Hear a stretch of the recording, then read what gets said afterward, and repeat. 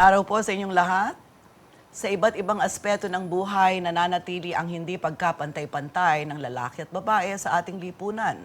Ang kawalan ng equality sa pagitan ng lalaki at babae ay makikita hindi lamang sa relasyon ng mag-asawa, sa loob ng pamilya, kundi maging sa larangan ng batas, kalusugan, kabuhayan, kultura, politika, at maging sa traditional at social media. Sa tulong ng ating mga bisita ngayong araw na ito, pag-uusapan natin kung paano inilalarawan ng babae sa iba't ibang uri ng media at kung ano ang kinakaharap na hamon ng mismong mga kabaro natin na nagtatrabaho sa larangan ng media. Tandaan natin, ang mga kabaro natin sa media ay nakakaranas din ng mga diskriminasyon batay sa kanilang kasarian o dahil sila ay babae. Mayroon at mayroong iba pang mga hamon na kinakaharap ang ating mga kabaro kumpara sa mga kalalakihan na nasa larangan din ng media. Ayon sa datos ng Global Media Monitoring Project, noong 2020, 42% lang ng mga news subjects sa buong mundo ay babae. 24% lang ang mga nalathalang kababaihan na sa balita at nasa 27% lang ang media executives na babae. Mas kaunti pa dyan ang mga babaeng may-ari ng TV o radio networks, newspapers at film companies. Baka wala pang 10%.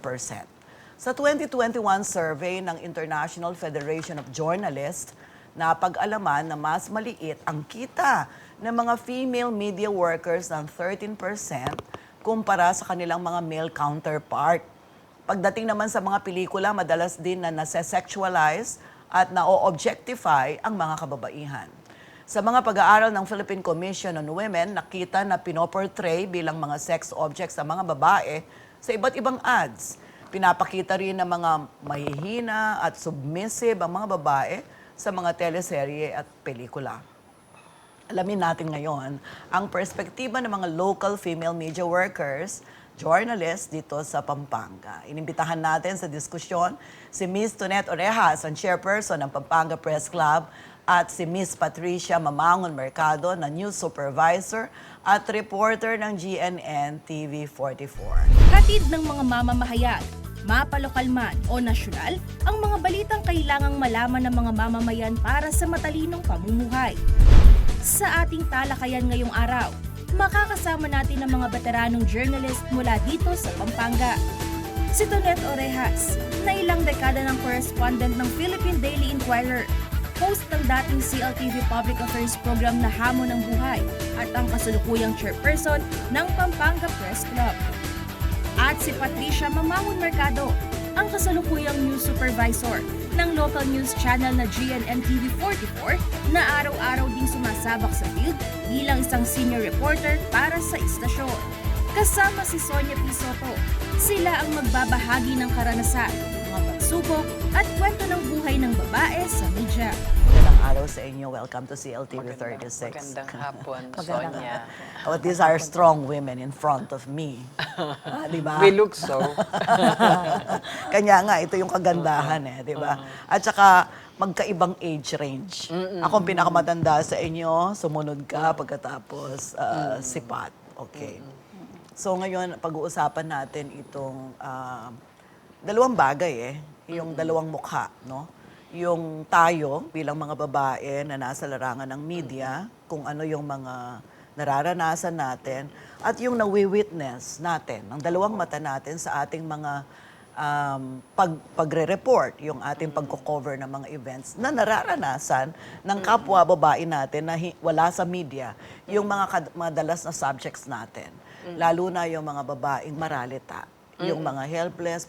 Meron bang katotohanan itong mga universal data na nabanggit ko kanina, yung mga international data na pag tinignan mo ang kalagayan ng mga media workers dito sa Pilipinas, dumaranas pa rin sila ng ibang klase ng difficulties compared sa male counterpart nila. Sa iyong karanasan. Siguro kailangan tayo maging specific. Ang buhay sa pagtatrabaho sa probinsya, yung mga media workers na nasa probinsya, mas hirap yung karanasan kumpara dun sa nasa Maynila sila nakabase. While generally, may katotohanan dun sa mga figures na sinite nyo kanina. Pero mas difficult ang buhay ng mga nasa probinsya. Doubly difficult. Ang tawag nga ng iyong pinsan sa amin ay mga underclass. Underclass kasi, iba yung rates ng probinsya sa rates ng taga Maynila, iba yung workload, papatunayan niya ni Pat. Kasi ang introduction sa kanya, news manager, reporter, meron pang isa. May tatlo siyang trabaho. Samantalang ako, ang attachment lang sa akin, ang job description ko, correspondent. But even that is already an underclass. Why? Kasi yung payment ng, yung work relations, hindi ako regular na empleyado ng aking dyaryo. At wala kang kita pag wala kang istorya. Isa ka na sa pinakamasipag, kung hindi ikaw ang kung hindi ka pinakamasipag magsisipag. na correspondent ng Oo. Philippine Daily Inquirer. And you're doing that because you have to doubly work hard. I have to double the effort kasi compared sa mga nakabase sa Manila, regularly salaried workers sila. Ang mga nasa probinsya are paid by the outputs. It's true for the men and the women journalists. Si Patricia, sabi nga natin kanina, tatlo yung attachment dun sa niya. Pangalan. Siguro mas difficult yung kanya. Yung akin, naka-attach ako sa isang national organization Siya, a provincial base o city base pa nga, di ba, Pat? Opo, city, So, provincial. kumusta naman? Actually, kung titignan po natin, no, kung minsan nakikita natin as compliment.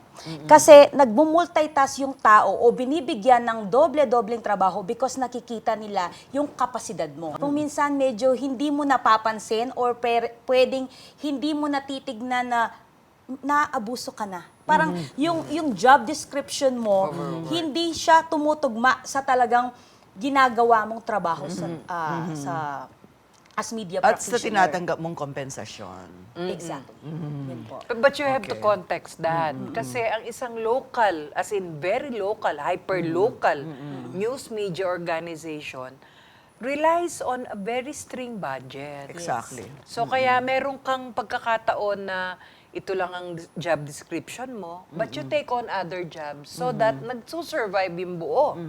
Exactly. Oh. At ako, I can relate to that Dahil, siyempre, pare-pareho tayong local.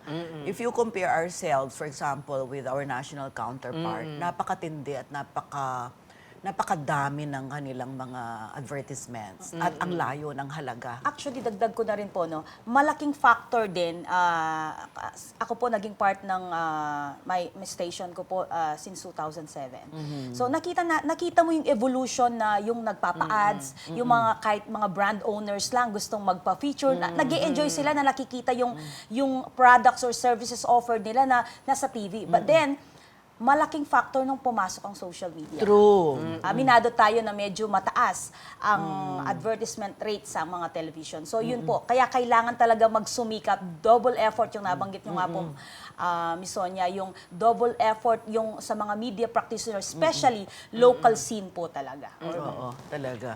Yun yung isa, no? Yes po. Yun yung unang problema. Parang ang sinasabi nyo, The ang unang economics. problema because of the context in which we operate as media networks in the provinces, in our localities. Yung ating pang-ekonomiyang kalagayan affects us as practitioners.